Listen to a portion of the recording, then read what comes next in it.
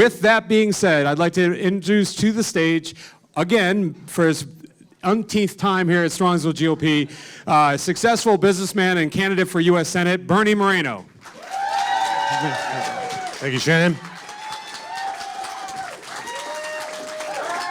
Well, thank you. I appreciate it very much, Shannon. This is a testament to you, how important Strongsville GOP is, and thank you for sharing your Wednesday evening here. Before I begin, I want to have Bridget, if you could just stand up real quick. My wife, Bridget, we've been married 34 years. You know, I'm truly a blessed person. I think you should know that about me. Bridget and I met in college. She travels all over the state of Ohio with me.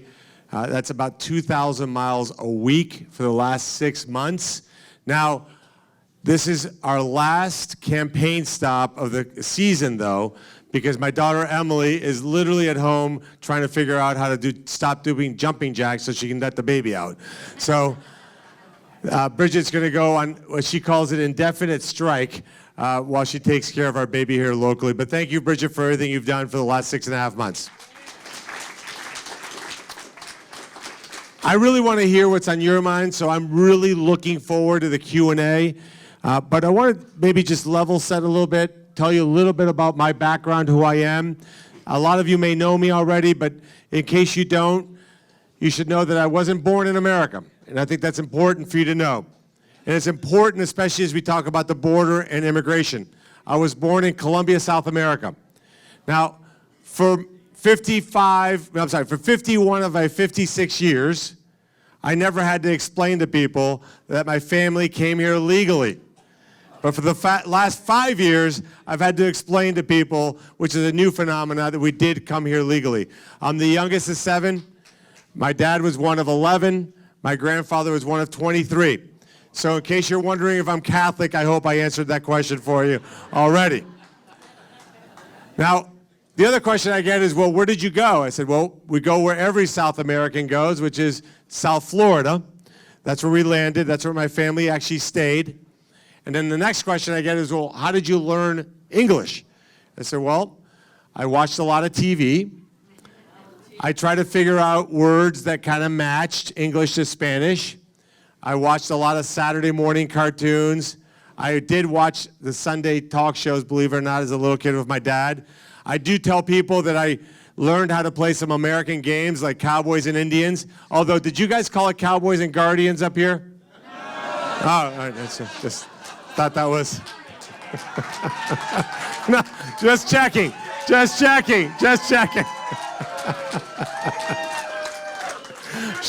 Shannon, was that too low? Was that too soon for that one? All right, sorry about that. Too soon. All right. So anyway, I always loved cars. I always knew that I wanted to be somehow connected to the automobile business. My lifelong dream was to be the chairman of General Motors. So I know I have to get this out of the way. This is going to be a mean campaign. So there's 2 things I got to get out of the way. There's been a lot of opposition research dumped on me by my opponents. I kind of expected it, you know, the used car salesman line. We'll talk about that in a little bit. But the other thing you should know, and let's get it out of the way, and I do want to hear resounding boos. You ready? Number 1, I did go to the University of Michigan. Yay! All right, perfect. All right, relax. Okay. Now, you got to forgive me, though. Again, just a kid in South Florida that wanted to be in the car business. The second thing you should know is that I didn't know English when my mom enrolled me in kindergarten in January of 1972. She put me right into kindergarten, didn't speak a word of it. So Sherrod Brown is going to run the ad that says, how can you vote for a man who failed kindergarten? Because I did. I did fail kindergarten. I just get that out of the way. Now, I think the best response to that ad, though, is to point out that Sherrod Brown currently supports a president in Biden that would fail kindergarten today. So I think we're even on that one, right? We're even on that one. The journey that brought me to Cleveland was actually not far from here. It's great to be home. I had the opportunity about 20 years ago to take every possession I had in my life, sell it, max out my credit cards, take the largest loan I possibly could to buy a tiny tiny little car dealership in North Olmsted. My wife went along with that program, believe it or not, right? Can you imagine you come home and your spouse is selling literally every possession you have? Taking out loans that if we couldn't pay back, we would have been really broke. Not just a little broke, like broke for a long time. But we took that one little dealership and we built a dealership group that I'm really proud of. We had 12 dealerships here in Cleveland, one just outside of Cincinnati, one in Boston, one in Miami, 15 dealerships representing 30 brands, selling about 20,000 cars a year, doing about $1 billion in revenue. We built that over 12 years. We did it because we had a great team. We had amazing people working in the company. We built a great culture. And what we never allowed to happen was never forget that I was not the person in charge. The person in charge was our client. And I think what's missing in Washington, D.C. is a misunderstanding of who's actually in charge.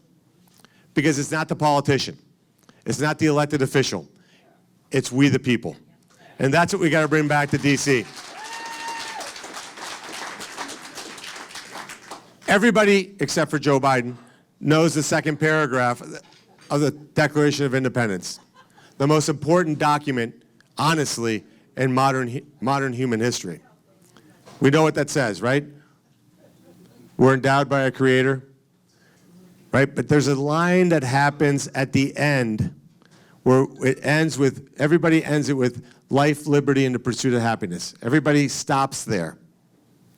The most important line, and ultimately what this election is about, is the words that follow, which are as following.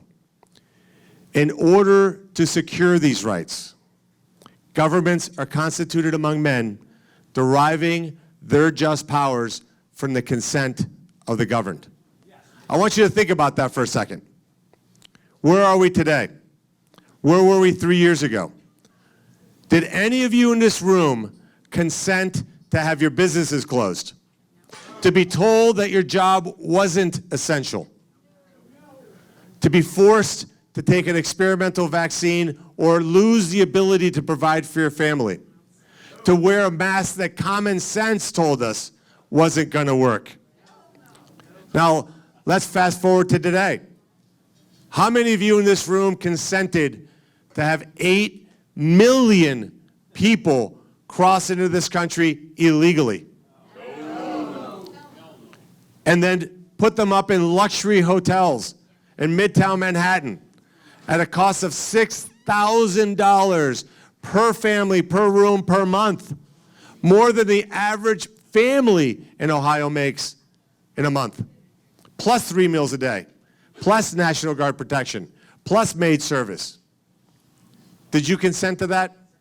No. Did you consent to $33.6 trillion in debt as of today?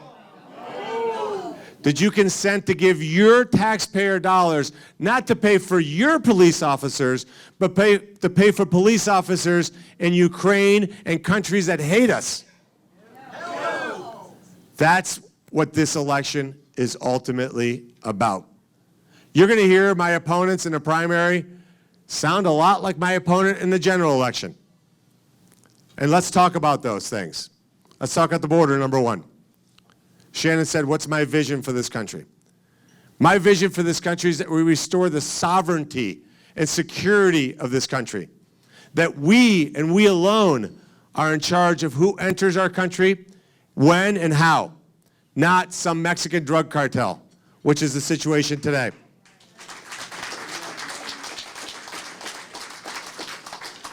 My opponents, again in the primary and in the general election, will say the same thing. But here's the difference. Here's what they won't say. What they won't say is that we have to end birthright citizenship. It is not in our Constitution that if an illegal immigrant happens to make ground contact in the United States and has a baby, that baby is now the responsibility of the United States of America. That needs to end. They also won't say what I knew when I was a 5-year-old kid, because it was instilled in me with my parents, that when you pledge allegiance to this flag, you are now an American. And one of the things it means to be an American is that English is our official language.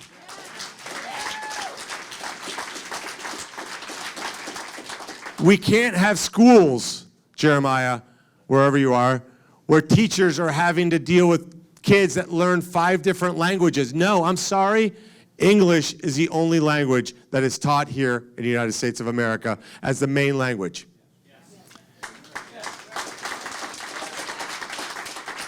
And here's what will surprise many of you, because it takes a lot to get politicians to actually tell you what they believe. You know, one of the things that led me to run for office beyond COVID was an incredible disappointment cycle. You'd vote for people who told you the things that you knew that you agreed with. They said things, you agreed with it. So you voted them, you knocked on doors for them, you gave them money, and then you're disappointed. And that cycle repeats and repeats. And I think the reason is simple. For the most part, these politicians are trained professionally how not to answer questions directly. The reason we've had a problem at our southern border since I can remember in America is because we keep rewarding bad behavior. What does that mean? If you cross into our country illegally, you've committed a crime. If you claim asylum and that asylum claim turns out to be false, you've committed a second crime. If you then stay past your asylum court date, you've committed a third crime. But both of my opponents in the Republican primary want to provide those people amnesty, allow them to stay in America. What's my point of view? Let me be crystal clear. If you broke into this country illegally and you did not have a valid asylum claim, you will be deported, period. And if we don't take that position, we will only keep having this problem over and over again. Both of my opponents in the Republican primary want to grant amnesty. One of them said the worst thing you could possibly imagine. He said, well, we can't take 20 million consumers out of the marketplace. That would be terrible for our economy. Let me just be clear. The United States of America is not an employment agency. The United States of America is not a marketplace. The United States of America is a concept of humans with a joint identity, a joint language, and a culture that as conservatives we want to conserve. That's what America is. On top of that, who do you think pays for the health care of illegal migrants? Who pays for auto insurance rates that continually go up because we have 8 million unlicensed drivers doing all kinds of havoc, including killing a 12-year-old child in Springfield, Ohio, just a month ago? We pay for that. Corporate America does not pay for that. Big companies don't pay for that. They raise our prices. And we, the consumers, are the one paying the bill. At some point, we have to draw the line. Because let me just say this. This next election is not the most important election. It's not. It's the last election in which we can actually save this country. Shannon talked about our new Speaker of the House. If the Democrats were to regain the House of Representatives, and you had Hakeem Jeffries, who 10 years ago would have been a full-blown socialist in the media, now he's a, quote, moderate Democrat. That's how far the Democrats have gone. If that happens, and Sherrod Brown gets 6 more years, and Joe Biden gets 4 more years,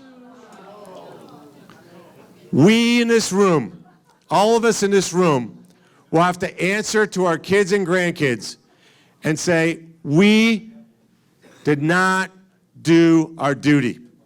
We're handing this country to you, and we're shaped in the way we got it. I am not willing to have that conversation with my grandkids. And this is why Bridget and I together, despite Bridget having breast cancer diagnosis in December, a double mastectomy in February, a grueling process, yet she's willing to jump in a car with me, do speeches on her own all over Ohio, because we love our kids and our grandkids, like you love your kids and grandkids.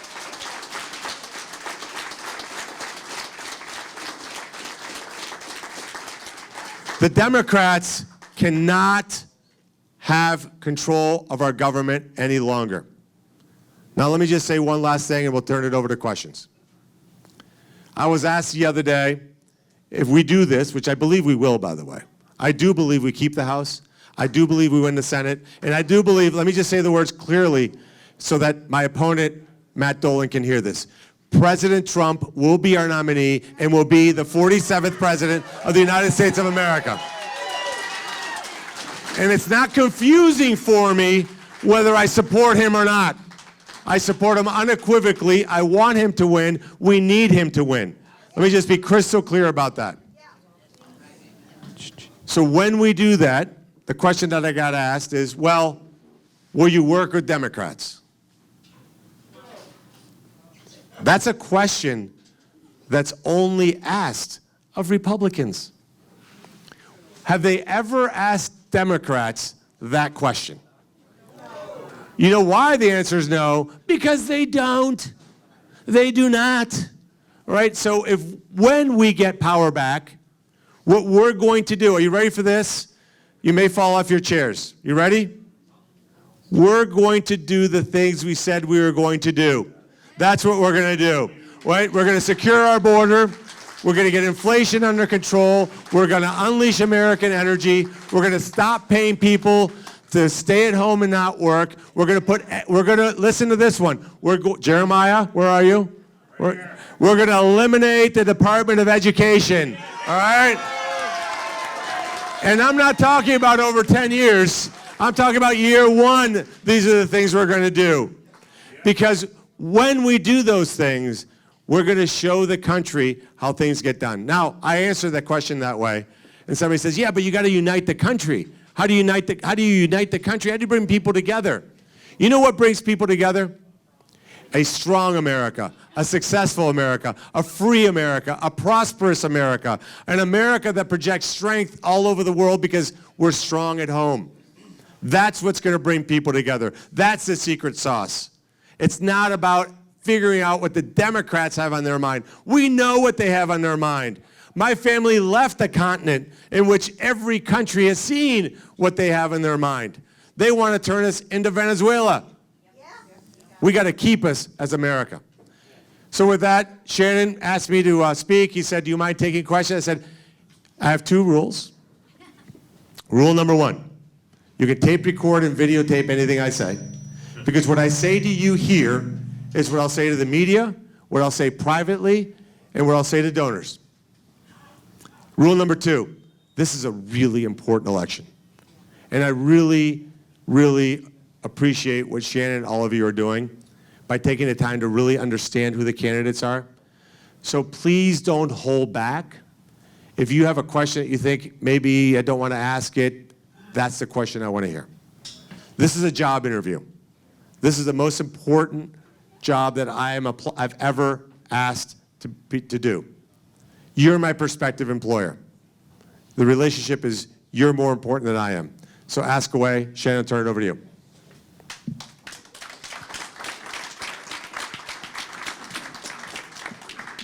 Please line up if you have a question.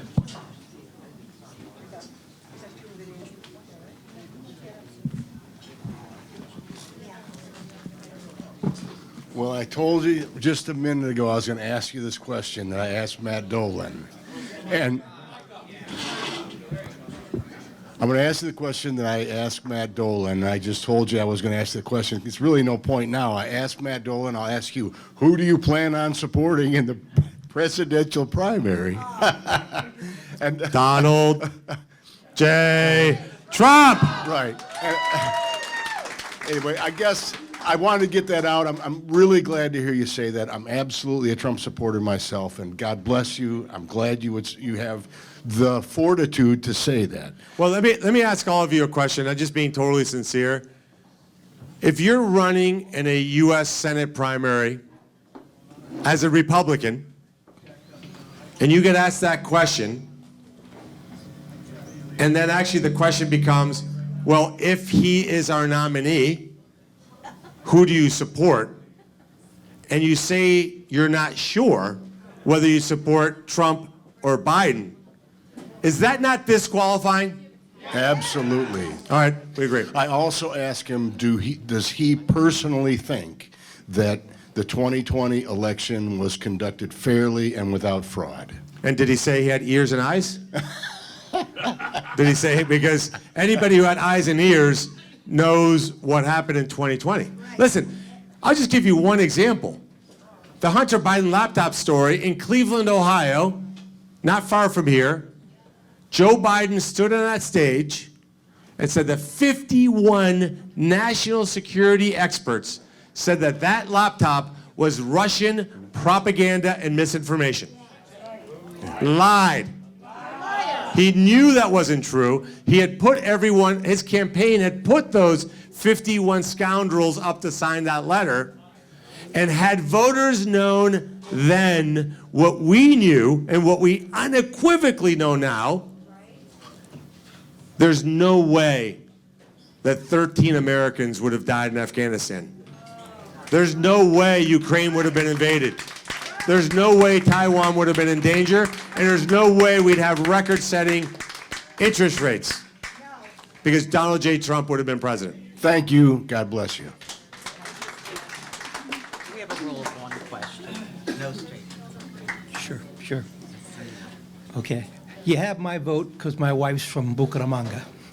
Bucaramanga.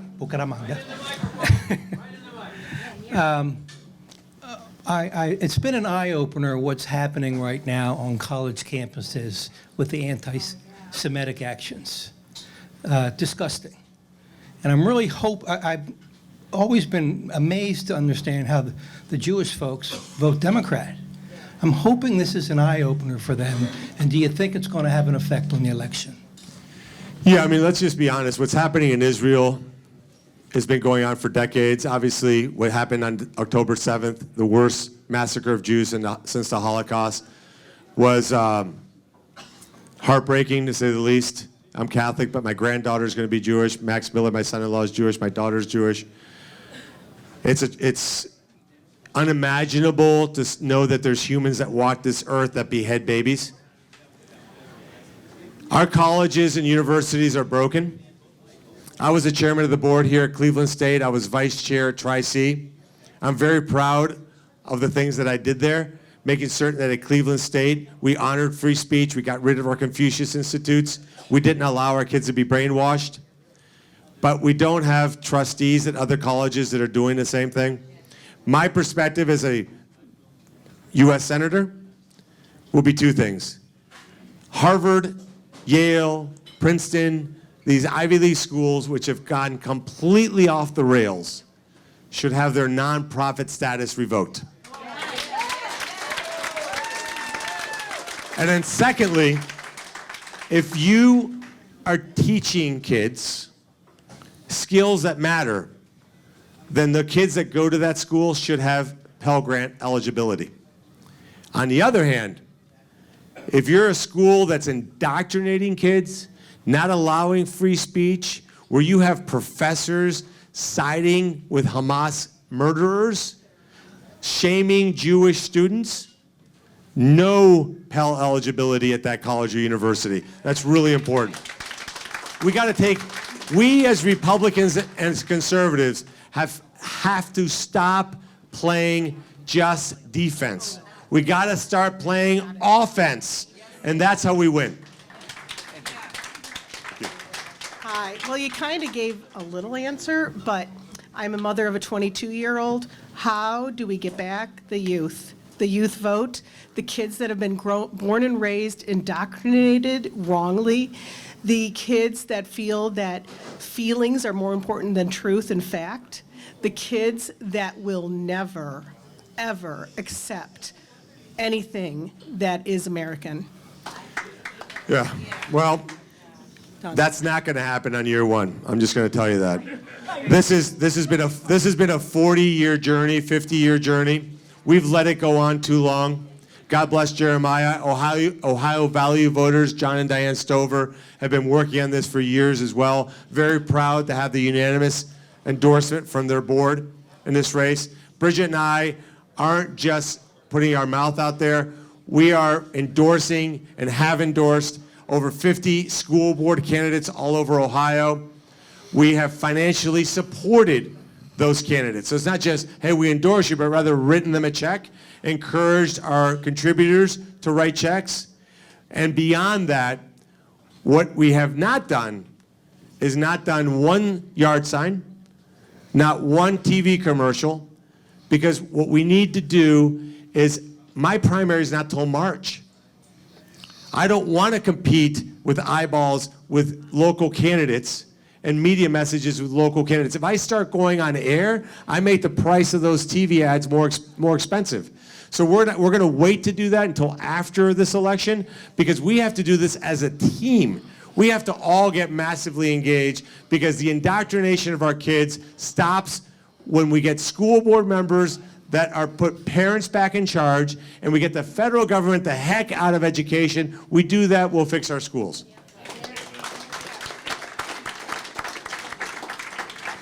So I want an exact answer. What separates you from your other two opponents? So, number one, I'm adamantly opposed to any amnesty. Adamantly opposed to amnesty.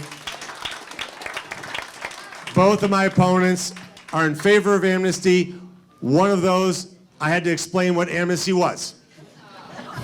Look up the video. Look up the video. Number two, if I have the honor and support of your vote, have the honor of your vote and your support, you going out there and spreading the word for me, I am committing to you that I will serve 2 terms in the United States Senate and then come home. 2 terms, that's it.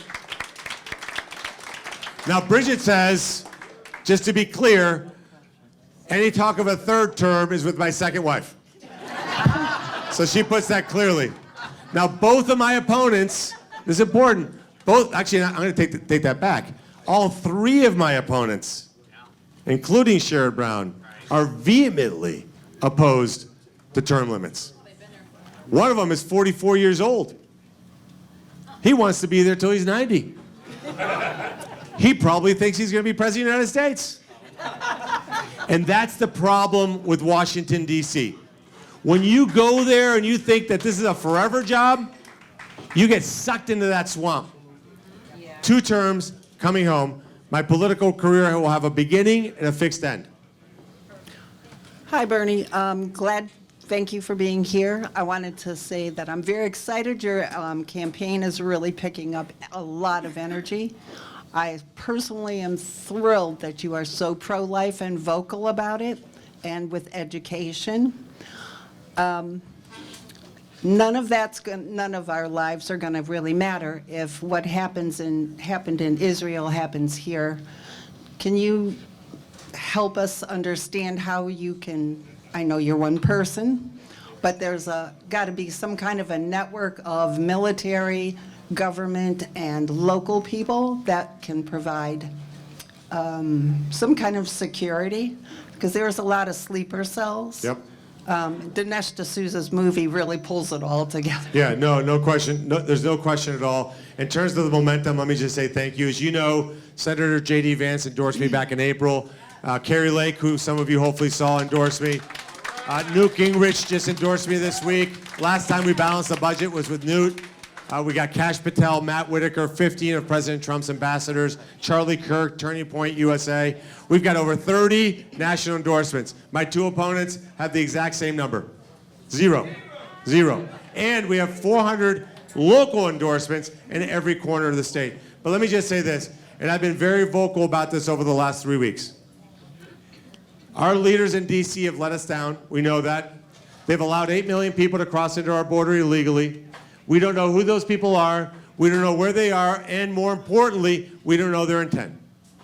We have to take action immediately. What we should be doing is suspending our asylum laws until the end of 2025, so no more asylum claims between now and then, so that we can secure the border. So if somebody does come across seeking asylum, we can say, nope, You must return to your previous country until 2025 is done. And then, in the meantime, we got to cancel the court dates of anybody who came here who doesn't have a court date past January of 2024. And we have to start immediate deportation actions against anybody who came here during Joe Biden. By the way, that is an imperative. You have to understand, it's not a matter of if. You understand that's not if, it's when. In my particular case, I carry a handgun in the front seat of my car, I carry a handgun in the back seat of my car, and I have handguns at home. And others, okay? Because we have to defend and protect ourselves, and unfortunately our leaders have put us in that situation. Yes? Hi, thank you for taking questions this evening. Of course. My question is, how do we respond to other voters who say Bernie once entered the race and rescinded? That Bernie, what do you do that for? All right. Exactly. No, Thank is you. the mic? I'm not trying to dodge that question, but can you guys still hear me okay? All right. It sounds weird up here. So let me be very, very transparent. As you know, I was in the last Senate race. That's not a surprise. All of you know that, or hopefully most of you know that. Last February, Bridget and I traveled down to Mar-a-Lago to meet with President Trump. By the way, let me just say this real quick. If the media even remotely covered the man who I know, this would be a 99-1 race. He would be the most popular elected official in U.S. history. He is a kind man, a gracious man. We had an amazing meeting. It was clear to me, though, at the end of that meeting, that most likely J.D. Vance was going to get endorsed. I did not want to put my political ambitions above what's right for the country. And what was right for the country then, and I still believe it today, was for us to coalesce around J.D. Vance, not spend $70 million of Republican money beating each other up. So I told President Trump, I'm dropping out of this race. Please endorse as soon as possible, and I'll endorse the person that you do, and let's get this thing done. That's what I did. Campaigned for JD, and by the way, we got a great senator as a result. First, I want you to know I'm a big supporter. I campaigned for you the last Thank time, you. and I'll do it this time Thank as you. well. But no disrespect here, but I've heard this before, you know, a red wave. Every time we get promises from Republican candidates, it never happens. So my question to you is, how can one senator out of 100 make a difference? What is your strategy to get these wonderful things you're talking about done? How do we get there? Well, thank you for asking that. Believe me, I would never go through this process or put my family through this if I didn't think we were going to come out the other side. I'm very, very optimistic. The reason I'm optimistic is because one senator can make a big difference. Yeah. You know who Tommy Tuberville is, right? Right? Look what he's doing. He's telling the Defense Department, we're not paying for military members to go get abortions, because that's not what we do. And as a result, he's holding up promotions. You know who's giving him more grief than anybody else? Republicans. Republicans. There's a lot of Republicans I will support. Right. They're not So, Republicans. I'm with you, but here's the good news. Is I've learned through J.D. Vance, meeting people like Mike Lee, meeting people like Bill Hagerty, Rand Paul, Ron Johnson, Rick Scott, Marco Rubio, new senators that are coming down the pike in my race, Kerry Lake. We're going to have a coalition of not Republicans, but constitutional conservatives. Actually, they're we're going to really force to drive the agenda, and we're going to have a very conservative majority leader. We will get there. We will get there. The only thing I'd ask of any of you here is please do not despair. I know there's lots of reasons to despair. Do not give up. That's what the left wants us to do. That when you're thinking that you can't make that one more phone call, that's when you need to make that phone call. What's at stake is the country. Look what our founders went through. Those men who signed the Declaration of Independence signed their death warrant. All that we're being asked to do is to work a little bit harder, make a few more phone calls, knock on a few more doors, support the candidate that you like, that you vetted, run for office. That's what we have to do, but we can never, ever give up on this country. So don't get in despair. When you think times are bad, that's the motivation to work even harder. Well, I'm behind you, and I'll be there. Thank you. Thank you.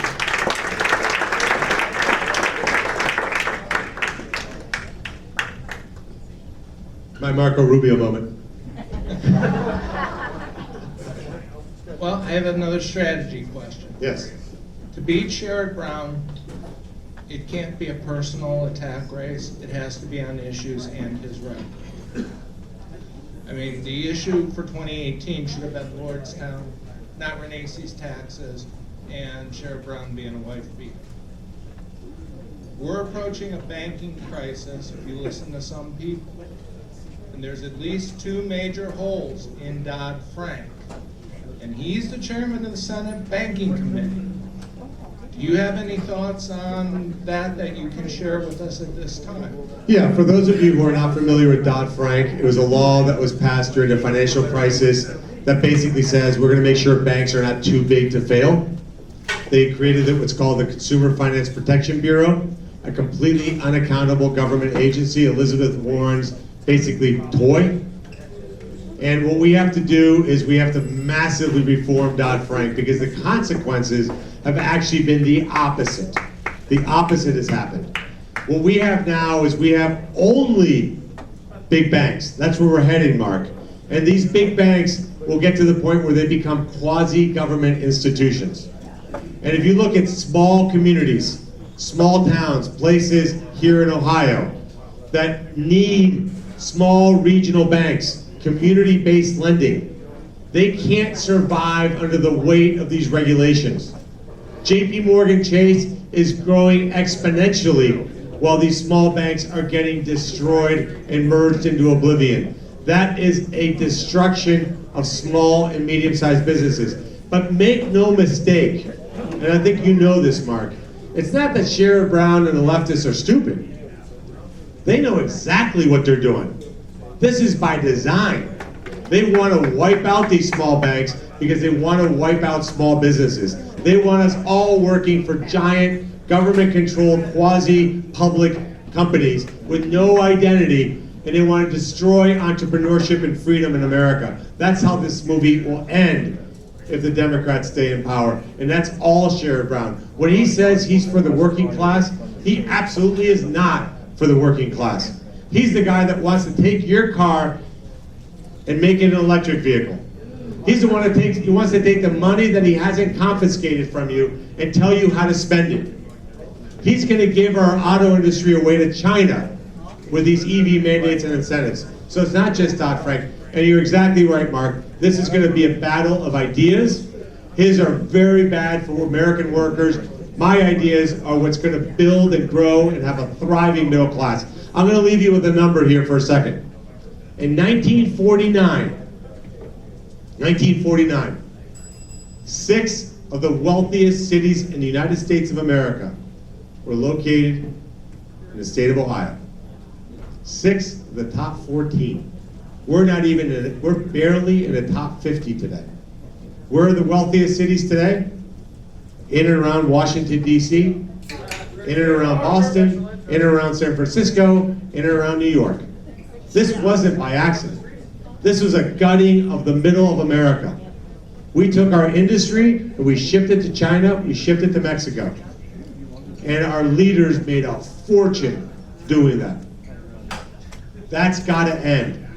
Like I said, that's what this next election is all about. So massive reform of Dodd-Frank is part of the picture. Thank you. Thank you, Mark.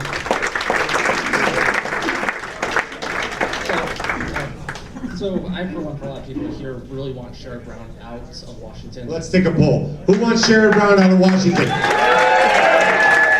read the room.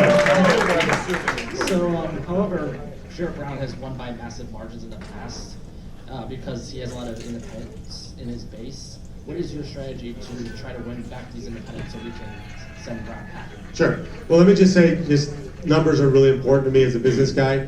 In 2012, Josh Mandel could have won that race.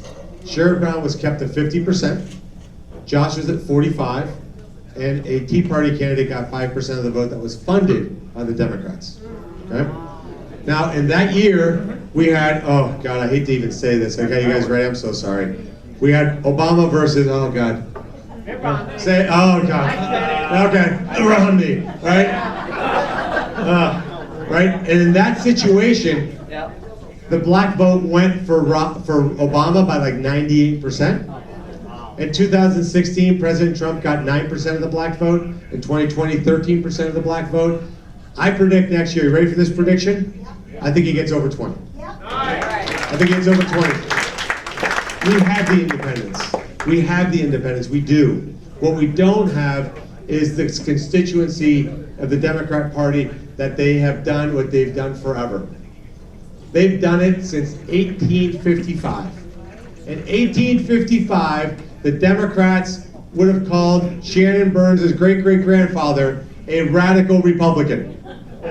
That's where that term originated. In 1855, the Democrats coined that term radical Republican. You know what it was? It was Republicans who wanted to end slavery. Democrats who wanted to keep slavery. We won. We freed the slaves. We're the only country on earth to do that. Fast forward, say it out loud. Who started the KKK? Democrats. Not Republicans. Democrats did. Who created the welfare state that has destroyed black communities? Who refuses to allow black families to have school choice? Democrats. They haven't changed. They're just better at hiding their objectives. We have to tell that story loudly and proudly and unapologetically. That's our problem. As Republicans, we're so afraid. Not the ones here. So afraid, and that's what we got to change. This kowtowing to the media. Listen, I learned in middle school that the mean girls will always hate you. Don't be friends with the mean girls, right? In politics, who are the mean girls? The media. The media will always hate Republicans. Don't try to be friends with the media, right? That's what we got to learn. We get independence by not falling into the traps as follows. If I said to you, Shannon Burns, is Shannon Burns a MAGA extremist? Don't answer that question. Do not answer that question. Do not fall into that trap. Turn it around. What does that mean? Say to that independent voter, what does that mean? Does Shannon Burns believe that people should come here legally and not illegally? Yes, he does. Does Shannon Burns believe what Bernie Moreno believes? That we should be dominant in American energy and not beg other countries for oil? Does Bernie Moreno believe that we should advocate for the interests of the United States of America before other countries? Yes, I do. Do I believe our U.S. taxpayer dollars should go to American government employees and not Ukrainian government employees? Yes, I do. Do I believe that parents should be in charge of their education? Yes, I do. You go through the list of issues. That's how we win over the independent voters. Don't fall into those traps. When somebody calls you an extremist, say, what do you mean by that? My opponents, both of them, I thought Sheriff Brown would do it. I was a little surprised my Republican opponents are doing it. Call me a used car salesman. You know what I say to that? Absolutely. Absolutely. Because you know what? The guy or gal who sells used cars wakes up every single day, goes to work, and knows that if he doesn't do something meaningful that day to get to a result, he's not going to feed his family. On the other hand, the three of them, the career politicians, they wake up every day. Maybe they go to work. Maybe they don't go to work. Maybe they campaigned for a different office than the one they have right now. Maybe they spend taxpayer dollars with no accountability. They can do nothing and still get paid. So yes, used car salesman right here. Thank you.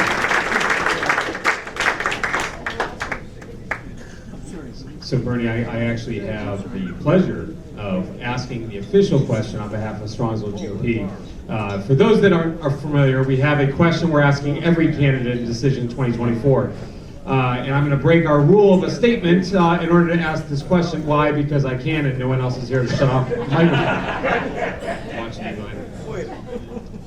So Bernie, as you know and likely know, after the election of 22, our House members in Ohio, not in the swamp of DC, the swamp of Columbus, our House members got together and voted on leadership. They chose a certain state representative to be the Speaker of the House of Ohio. Then, our state representative, Tom Patton, along with 21 other bozos, decided to lie to us and choose a Speaker of the House that the Democrats wanted. They weren't clear. They actually said the exact opposite up until that day. And then they walked in and voted with the Democrats to choose leadership in Ohio. And my question to you is, what scenario would that ever happen for you in DC? Would there be ever a scenario where you would vote with Schumer to pick leader of the Senate? You know, Shannon, there is no scenario on God's green earth in which I would ever collude with Democrats to select a leader of that chamber. That is insane to me. We aren't going to save this country and win by acting like Democrats. Like I said, here's what I'll be clear about. Let me just be crystal clear. We're going to win. I want you to know that. We will keep the House. We will win the Senate seat. President Trump will be in office. That is, in my mind, as sure as I'm standing here today, I know that's going to happen. When that happens, not if that happens, when that happens, Shannon, the last thing that will be on my mind is, what do Democrats want? Period. I have stood here before all of you, and by the way, before God, and pledged to you my agenda. You will have a commitment that I will go there with every ounce of my soul to complete those promises. And I know that President Trump feels exactly the same way. Think about this for a second. He knows that if tomorrow morning he woke up and said, I'm out. I'm a billionaire. I have a beautiful wife, beautiful family, a beautiful life. I'm out. Every single case would be dismissed by noon, and he could live his life. But yet tomorrow morning, like every day since he came down that escalator, he fights like hell for us. And when I leave this message to you, because I want you to understand that's what he's willing to do, that inspires me to do what I'm doing. I'm sure, Shannon, it inspires you to do what you're doing. You don't need to be here on a Wednesday night. But what greater cause is there at the end of the day than caring about this country, believing in this country, and fighting like hell for this country? Nothing. So we're going to do that. Thank you, Shannon. Thank you guys for coming. We really appreciate it. Thank you.